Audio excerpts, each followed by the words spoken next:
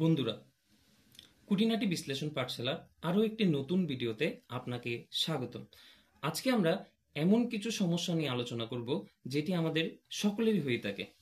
দেখুন, 2 into 2 to the power 5 2 to the power 6, okay, 5 plus 6 by 5 equal to 25 plus 6 divided by 5, a plus 3a equal to 4a।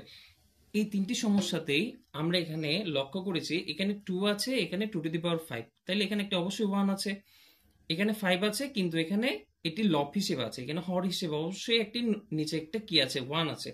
এখানে দেখুন a plus 3a মানে কত, 4a, এখানে অবশ্যই একটি মনে মনে একটা 1 আছে যেটা দিতে হয় না। এখন আমরা যদি একটা সংখ্যা নিই তাহলে তার সাথে অবশ্যই আমরা একটা এক গুণ হিসেবে লিখতে পারি, তার নিচে অবশ্যই হর হিসেবে আমরা এক দিতে পারি এবং তার উপরে আমরা পাওয়ার হিসেবে সবসময় একটা 1 দিতে পারি।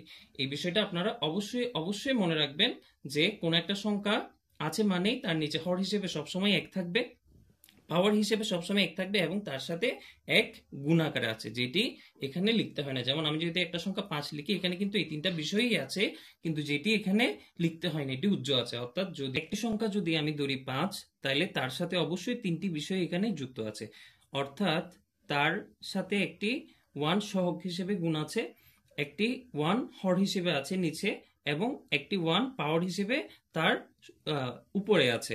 তাইলে এবার আমরা এই বিষয়টা সঠিকভাবে বুঝতে পেরেছি। ধন্যবাদ বন্ধুরা। যদি আমাদের ভিডিওটি ভালো লেগে থাকে আপনারা সকলে সাবস্ক্রাইব করে আমাদের সাথে থাকবেন। ধন্যবাদ।